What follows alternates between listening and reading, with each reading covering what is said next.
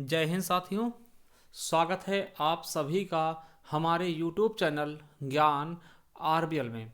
साथियों, आपको पता है कि हम देख रहे हैं इस समय संविधान, ठीक है, संपूर्ण संविधान देख रहे हैं किसी भी एग्जाम्स के लिए, चाहे वो यूपी पुलिस के हो, वीडियो हो, जूनियर असिस्टेंट हो, ऑल एग्जाम्स के लिए दोस्तों ये बहुत ही ज़्यादा महत्वपूर्ण है। और हम पहुंच चुके हैं दोस्तों भाग 5 यानी संघ के बारे में पढ़े थे और उसमें हमने राष्ट्रपति उपराष्ट्रपति जी को देख लिया था। आज हम प्रधानमंत्री जी के बारे में देखेंगे, ठीक है। इसके बाद महान्यायवादी के बारे में देखेंगे, मंत्रिमंडल क्या होता है, मंत्रिपरिषद क्या होता है, इन सभी के बारे में हम देखने वाले हैं। तो चलिए साथियों शुरू करते हैं इस वीडियो को। और आपको बता दें, अगर इसके पहले की वीडियो आपने नहीं देखा, जाइए हमारे प्लेलिस्ट पे, वहां आपको दिख जाएगी दोस्तों प्लेलिस्ट। साथियों आपको ये दिखेगी प्लेलिस्ट की संपूर्ण भारतीय संविधान, ठीक है, यानी इंडियन पॉलिटी एंड कॉन्स्टिट्यूशन। दोस्तों इस पे आपको एक क्रम में लगी हुई सारी की सारी वीडियो मिल जाएंगे, तो जाकर के एक बार देखिए। और संपूर्ण हिंदी अगर आप पढ़ने जाते हैं दोस्तों किसी भी एग्जाम्स के लिए, खास करके यूपी ट्रिपल एससी के लिए दोस्तों, तो आप इस वाले प्लेलिस्ट को पढ़ लीजिएगा।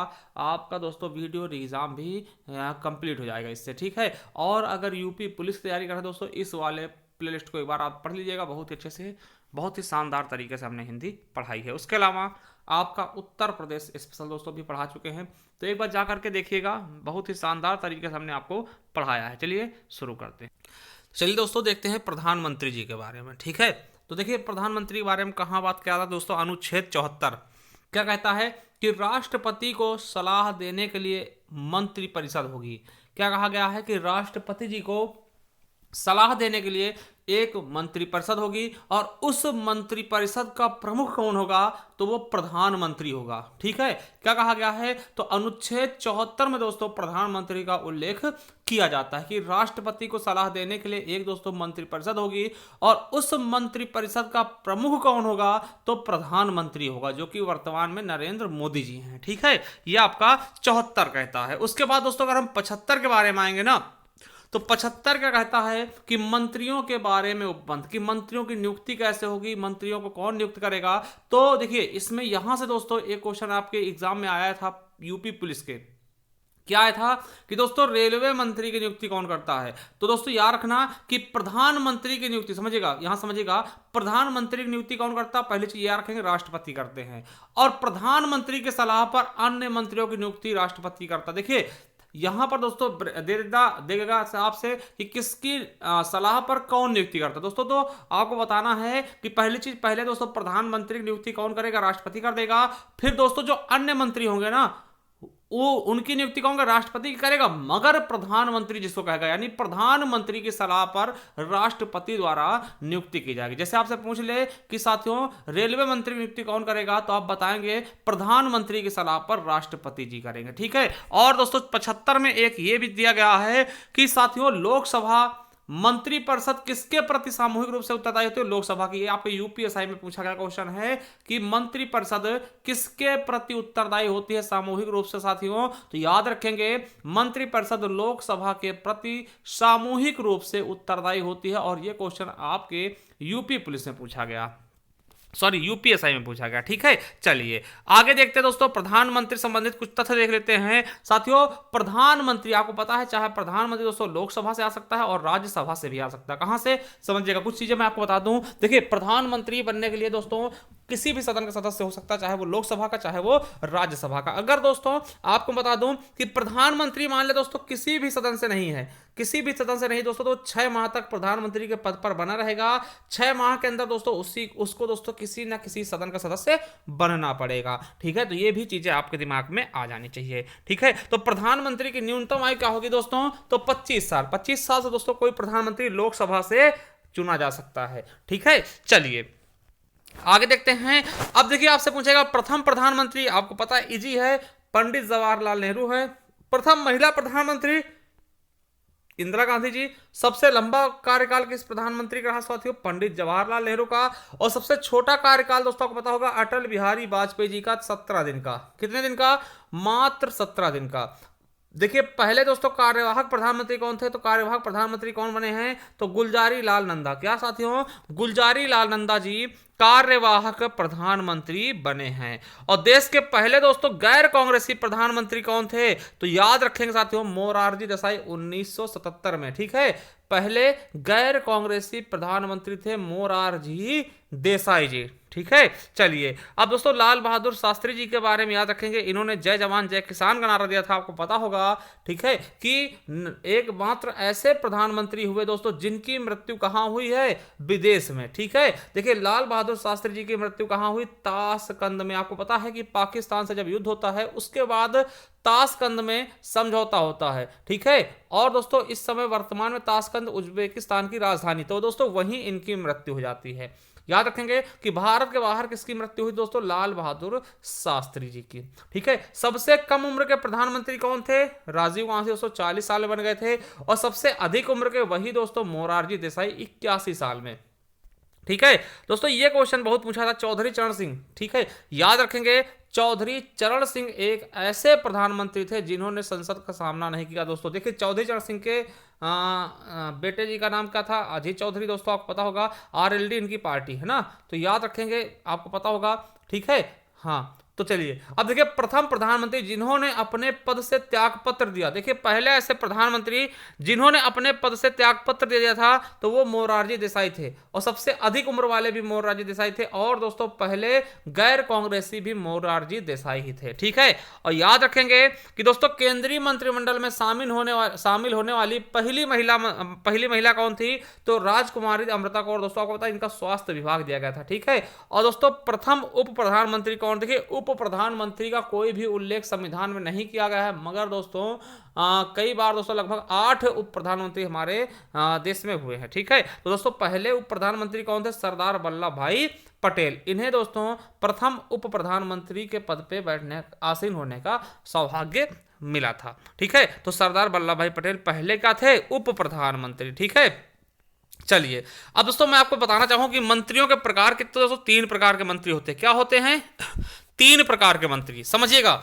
मंत्रियों के प्रकार देख ले, 3 प्रकार के मंत्री होते हैं। तो पहले तो दोस्तों कैबिनेट मंत्री। कैबिनेट मंत्री क्या होते हैं, आपको बता दें कि भारत के प्रशासन की सर्वोच्च इकाई होती है ये दोस्तों, यही सरकार की नीतियों का संचालन करते हैं। समझिएगा कि कैबिनेट मंत्री जानते कौन थे, जिसमें दोस्तों आपको पता जैसे कैबिनेट होती है ना, मोदी कैबिनेट ना, आप कहते हैं ना मोदी कैबिनेट, इसमें दोस्तों जिसमें जितने मंत्री होते हैं, वित्त मंत्री, स्वास्थ्य मंत्री, है ना, रेल मंत्री, शिक्षा मंत्री, जो मंत्री होते हैं उसको कैबिनेट मंत्री बोलते हैं ना, कैबिनेट के मंत्री जो केंद्र स्तर के होते हैं। ठीक है, याद रखेंगे कि भारत के प्रशासन की सर्वोच्च इकाई यही है दोस्तों, यही सरकार की नीतियों का संचालन करती हैं। याद रखेंगे कि कैबिनेट मंत्रियों की सहायता के लिए राज्य मंत्री और उप मंत्री नियुक्ति की जाती है। दोस्तों 3 प्रकार के मंत्री होते हैं, तो कैबिनेट मंत्री, और इनकी सहायता के लिए राज्य मंत्री और उप मंत्रियों की भी नियुक्ति की जाती है। अब देखिए राज्य मंत्री क्या होता है दोस्तों, देखिए राज्य मंत्री, इन्हें कैबिनेट की बैठकों में भाग लेने का अधिकार नहीं। दोस्तों ये मंत्री जो है कैबिनेट में भाग नहीं लेते हैं। और ये राज्य मंत्री दोस्तों 2 प्रकार के होते हैं। एक आपने देखा होगा कि स्वतंत्र प्रभार राज्य मंत्री, दोस्तों ये अपने विभाग के प्रमुख होते हैं। दोस्तों इनको एक अलग विभाग होता है और ये अपने अपने विभाग के क्या होते हैं, प्रमुख होते हैं। और दोस्तों एक होता है बिना स्वतंत्र प्रभार वाले राज्य मंत्री। दोस्तों आपको बता दें कि ये जो होते हैं ना बिना स्वतंत्र प्रभार वाले, ये कैबिनेट मंत्री के अधीन काम करते हैं। किसके, कैबिनेट मंत्री के अधीन काम करते हैं। देखिएगा स्वतंत्र प्रभार मंत्री अपने आप में स्वतंत्र होते हैं, इनके एक अलग विभाग होते हैं दोस्तों, मगर बिना स्वतंत्र प्रभार मंत्री दोस्तों राज्य मंत्री ये कैबिनेट मंत्री के अधीन काम करते हैं। और तीसरे होते हैं उप मंत्री। समझिएगा ये दोस्तों ये कनिष्ठ मंत्री होते हैं, यानी कि छोटे होते हैं, जो किसी कैबिनेट मंत्री या स्वतंत्र प्रभार वाले राज्य मंत्री का अधीन काम करते हैं। मतलब इनका काम होता है दोस्तों किसी का अधीन काम करना, चाहे वो कैबिनेट मंत्री का अधीन काम करें चाहे राज्य मंत्री का अधीन काम करें, वो भी कौन से वाले, स्वतंत्र प्रभार वाले राज्य मंत्री के अधीन करते काम। तो 3 प्रकार के मंत्री हमने बता दिए हैं। अब दोस्तों यहां से एक क्वेश्चन आपके दिमाग में छप जाना चाहिए दोस्तों, ये आपके लिए मोस्ट इंपॉर्टेंट क्वेश्चन है कि कैबिनेट, जिसको हम हिंदी में क्या बोलते हैं, मंत्रिमंडल। देखिए कैबिनेट शब्द यानी मंत्रिमंडल शब्द का उल्लेख दोस्तों आपको बता दें कि जब हमारा मूल संविधान बना था ना उसमें नहीं था। कैबिनेट या मंत्रिमंडल शब्द का प्रयोग दोस्तों हमारे मूल संविधान में नहीं किया गया था। आपको बता दें जब 44वां संविधान संशोधन किया गया था उसमें दोस्तों एक बार दोस्तों जोड़ा गया कैबिनेट शब्द, किस आर्टिकल में, तो आर्टिकल अनुच्छेद 352 में। यानी आप जब पढ़ेंगे राष्ट्रीय आपातकाल में दोस्तों 44वें संविधान संशोधन द्वारा कैबिनेट शब्द का प्रयोग किया गया, यानी मंत्रिमंडल शब्द का प्रयोग किया गया। यानी कि मंत्रिमंडल शब्द दोस्तों कभी भी हमारे संविधान में पहले नहीं था, मूल संविधान में नहीं था। ये 44वें संविधान संशोधन द्वारा आर्टिकल 352 में जोड़ा गया, और ये क्वेश्चन आपके एग्जाम में कई बार पूछ ले जाता है, ठीक है, तो याद रखेंगे। अब देखिए आपके दिमाग में होगा कि सर मंत्रिपरिषद और मंत्रिमंडल में अंतर क्या होता है। भैया सब्र करें, मैं बताता हूं। देखिए मंत्रिपरिषद और मंत्रिमंडल में अंतर क्या होता, याद रखेंगे। देखिए जब मंत्रिपरिषद की बात करते हैं ना, तो दोस्तों मंत्रिपरिषद में सभी लोग आ जाते हैं, चाहे वो दोस्तों प्रधानमंत्री हो, कैबिनेट मंत्री हो, राज्य मंत्री हो और उप मंत्री हो, सबको मिला करके दोस्तों मंत्रिपरिषद बनती, समझिएगा। चाहे प्रधानमंत्री, देखिए प्रधानमंत्री, कैबिनेट मंत्री, राज्य मंत्री, यानी तीनों प्रकार के मंत्रियों को मिलाकर दोस्तों मंत्रिपरिषद बनती है। और मंत्रिमंडल का दोस्तों इसमें केवल कैबिनेट मंत्री होंगे, जिसमें केवल और केवल दोस्तों आपको पता है जो जिनके पास कोई मंत्रालय होता है, जैसे कपड़ा मंत्रालय है ना, खनन मंत्रालय, और दोस्तों रेलवे मंत्रालय, शिक्षा मंत्रालय, वो होते दोस्तों कैबिनेट मंत्री। तो कैबिनेट मंत्री आप कह सकते हैं दोस्तों कि जो दोस्तों मंत्रिमंडल है, आप कह सकते हैं मंत्रिमंडल मंत्रिपरिषद के अंदर ही हो जाएगी ना, क्योंकि मंत्रिपरिषद बड़ा होता है। इसके अंदर कैबिनेट मंत्री भी आ जाएंगे, राज्य मंत्री भी आएंगे, उप मंत्री भी आ जाएंगे और प्रधानमंत्री स्वयं भी आ जाएंगे। मगर दोस्तों मंत्रिमंडल का एक छोटा कह सकते हैं, मंत्रिमंडल से छोटा होता है, केवल कैबिनेट मंत्री आएंगे, और मंत्रिपरिषद में सब कुछ आ जाएगा, ठीक है। अब साथियों ये क्वेश्चन आपके लिए बहुत इंपॉर्टेंट बन जाता है। 91वां संविधान संशोधन दोस्तों आपको बता दें कि ये किस लिए चर्चित है। देखिए जब क्या होता है साथियों कि कोई भी पार्टी होती है ना, वो चाहता है ज्यादा से ज्यादा लोगों को मंत्री बना दे, क्योंकि सभी लोग खुश रहे। तो इसको देखते हुए दोस्तों एक संशोधन किया गया था 2003 में, 91वां संविधान संशोधन 2003 में किया गया कि भाई मंत्रिमंडल में प्रधानमंत्री सहित सदस्यों की कुल संख्या लोकसभा के कुल सदस्य संख्या का केवल 15% ही होगा दोस्तों। यानी कि टोटल, समझिएगा, टोटल दोस्तों सदन के सदस्यों की 15% से अधिक मंत्री नहीं बन पाएंगे। यानी अगर आप देखें तो दोस्तों आपको पता है कि मान लिया दोस्तों 545 सदस्य हैं, तो दोस्तों इसका 15% से ज्यादा क्या होंगे, मंत्री नहीं होंगे, ठीक। तो इसको आप काट पीट लेंगे, ठीक है। तो ये समझ गए कि मतलब किसी को भी मंत्री नहीं बना सकते। और ये क्वेश्चन आपके एग्जाम में कई बार पूछा गया कि किस संशोधन द्वारा कहा गया कि जो मंत्रियों की संख्या दोस्तों 15% से अधिक नहीं होगी और इसमें प्रधानमंत्री भी शामिल होगा। दोस्तों यह 91वां संविधान संशोधन, याद रख लेंगे, बहुत इंपॉर्टेंट है, ठीक है, बहुत ज्यादा इंपॉर्टेंट है। चलिए साथियों, तो साथियों अब देखिए हम दोस्तों देखते हैं आर्टिकल 76, यानी कि भारत का महान्यायवादी। क्या साथियों, भारत का न्यायवादी। देखिए हमने देख लिया प्रधानमंत्री, देख लिया मंत्रिमंडल, मंत्रिपरिषद क्या है, मंत्री कितने प्रकार के होते हैं। अब आपको हम बता दे रहे हैं भारत का महान्यायवादी, ठीक है। यहां से क्वेश्चन बहुत इंपॉर्टेंट दोस्तों, ये आपसे आर्टिकल सीधा सीधा पूछता है कि भारत का महान्यायवादी किस आर्टिकल में है, तो आर्टिकल 76 में। याद रखेंगे अनुच्छेद 76 में क्या है साथियों, भारत का महान्यायवादी। आपको याद रखना है क्वेश्चन क्या पूछेगा कि भारत का पहला विधिक अधिकारी कौन होता है दोस्तों, आप बताएंगे महान्यायवादी होता है। भारत सरकार का वकील किसको कहते हैं दोस्तों, महान्यायवादी कहते हैं। भारत सरकार का प्रथम परामर्शदाता दोस्तों, परामर्श कौन देता है भारत सरकार को, तो वो भी साथियों कौन होगा, महान्यायवादी। क्या साथियों, महान्यायवादी। आपको बता दें महान्यायवादी के बारे में कि भैया यह संसद के किसी भी सदन का सदस्य नहीं होता, समझिएगा। जो महान्यायवादी है ये संसद के किसी भी सदन का सदस्य नहीं होता, फिर भी संसद की बैठकों में भाग ले सकता है, बोल सकता है दोस्तों, यानी भाग भी ले सकता है, बोल भी सकता है, मगर साथियों मत नहीं दे सकता।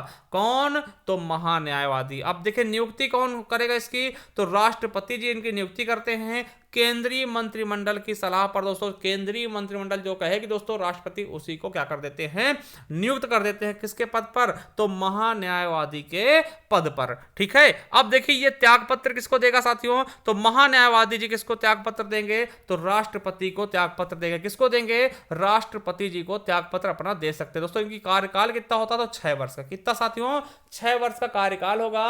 और सैलरी दोस्तों इनकी कितनी होगी, 2.5 लाख रुपए। कितनी, 2.5 लाख, ठीक है। योग्यता क्या होगा, तो साथियों इनकी योग्यता की अगर मैं बात करूं आपसे, तो सर्वोच्च न्यायालय का तो मुख्य न्यायाधीश, समझिएगा, सर्वोच्च न्यायालय का न्यायाधीश बनने की योग्यता हो इनके अंदर, या फिर दोस्तों किसी भी हाई कोर्ट में दोस्तों 5 साल तक न्यायाधीश रहे हों, या फिर दोस्तों 10 वर्षों तक लगातार वकील रहे हों, या फिर राष्ट्रपति के नजरों में दोस्तों एक पारंगत विधिवेत्ता हो, यानी अच्छे से इनको कानून ज्ञान हो। भाई कुछ भी हो, मतलब इनमें से ऐसा नहीं सभी चीज को फॉलो करना, केवल एक चीज कुछ भी हो, चाहे वो सर्वोच्च न्यायालय के न्यायाधीश बनने की योग्यता रख लें, या फिर 5 साल तक दोस्तों हाई कोर्टों में जज रहे हों, या फिर साथियों 10 साल तक लगातार वकील रहे हों, ठीक है, या फिर राष्ट्रपति को ऐसा लगे कि भैया इसको अच्छा नॉलेज है, किसका दोस्तों, इसको अच्छा नॉलेज है दोस्तों विधि का, कानून का, तो उसको भी बनाया जा सकता है, ठीक है। तो ये है इसकी योग्यताएं।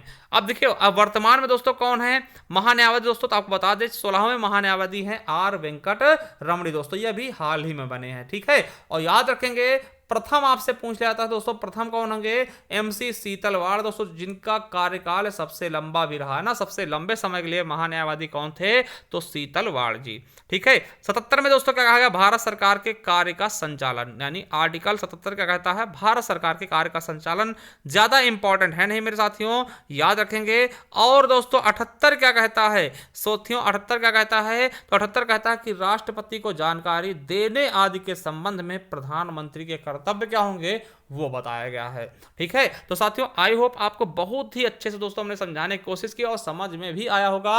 अब इसके बाद आपको संसद पढ़ाएंगे, ठीक है, क्योंकि पता है 79 से फिर दोस्तों आपका संसद शुरू हो जाएगा, तो संसद के बारे में बहुत ही बेहतरीन ढंग से दोस्तों जानने की कोशिश करेंगे। अगर साथियों आप पहली बार चैनल पे आए हैं तो सब्सक्राइब कर लीजिएगा दोस्तों, आप सभी के लिए हम इतनी ज़्यादा मेहनत कर रहे हैं, ठीक है। तो आपका ही फर्ज बनता है कि वीडियो को शेयर कर दें और देखिए लाइक भी कर दें, अगर ये आप सभी देख के चले जाते हैं, आप लोग लाइक भी नहीं करते ना। चलिए दोस्तों और आपको बता दें, एक बार जाइए प्लेलिस्ट पर, वहां आपको मिल जाएगा एक क्रम में लगे हुए वीडियो दोस्तों, देख लीजिएगा, है ना, और जुड़े रहिएगा हमारे साथ, क्योंकि आपको बता दें कि हम आप सभी के सहयोग से दोस्तों हम पूरा का पूरा संविधान आप सभी को फ्री में पढ़ाएंगे। और आप यकीन मानिएगा एक बार अगर आप हमसे पढ़ लेते संविधान तो आपको शायद दोबारा पढ़ने की आवश्यकता नहीं पड़ेगी, ये हमारी गारंटी है, ठीक है। आप यूपीएससी तक का लेवल लेकर के चल रहा हूं, ठीक है। चलिए दोस्तों थैंक यू, मिलते हैं नेक्स्ट वीडियो, तब तक के लिए जय हिंद जय भारत।